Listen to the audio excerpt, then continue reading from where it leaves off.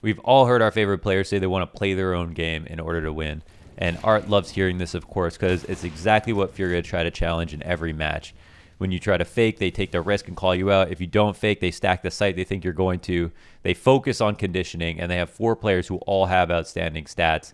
They've basically become a 4-man core now with Henny, which very few teams have. And if Vinny is your worst performer, I think you're in a pretty good spot. He's got a decent rating. Can I just say, what a smile. Not only that, but Quesarado is now the 4th best behind Art, Yuri, and Henny in terms of impact, which is crazy because that's with winning DreamHack Masters and Blast Showdown last month. He's fallen off a bit, but mostly because his other teammates are that good. Yuri is in the green in every single stats category, and Art, as we know, is the superstar IGL opper, 1.31 impact rating, and humongous metal nuts. I don't know how this guy stands up without hurting himself. And Henny, can we talk about a glow up? He's gone from the guy who used to hit the hard shots, missed the easy one, to now the guy who's in the back lines with the pocket protector and glasses on, drenched in G Fuel, behind Art, opping, making sure to catch all the stragglers, and is so much more careful and so much more consistent than he used to be. All these components mean Furia can win in a number of ways, and unfortunately for everyone else, they took the path of most chaos.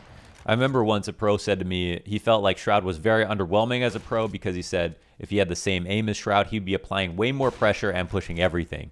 Furia are the spiritual beneficiaries to this mindset.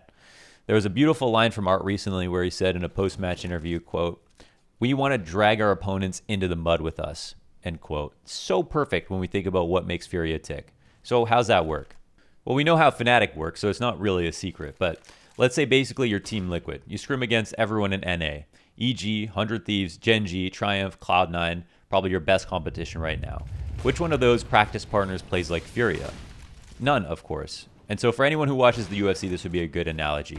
This is like trying to find a sparring partner for John Jones and not having not having a guy who fights as unorthodox as he does.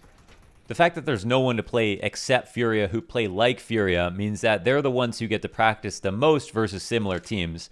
So even though they have a playstyle that's fundamentally unsafe from the perspective of like not covering your teammates and sending people off to push every round, the advantage, of course, is that there's no one you can play against to warm you up for it.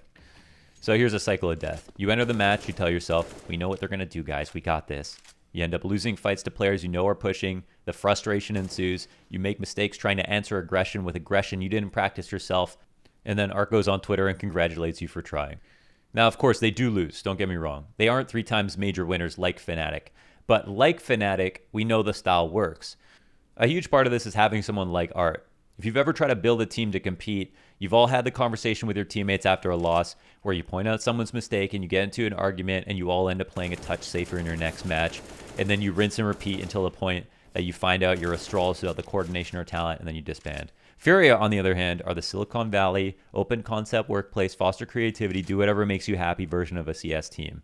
They legitimize relentlessness and stick to it. It's admirable and it's fucking fun to watch. And I hope it continues to work and we see these guys start to place at majors. Teams like this keep CSGO interesting for a lot of us and prove that this game is beautiful for showing us that multiple playstyles can win at the highest level, even if it means being risky.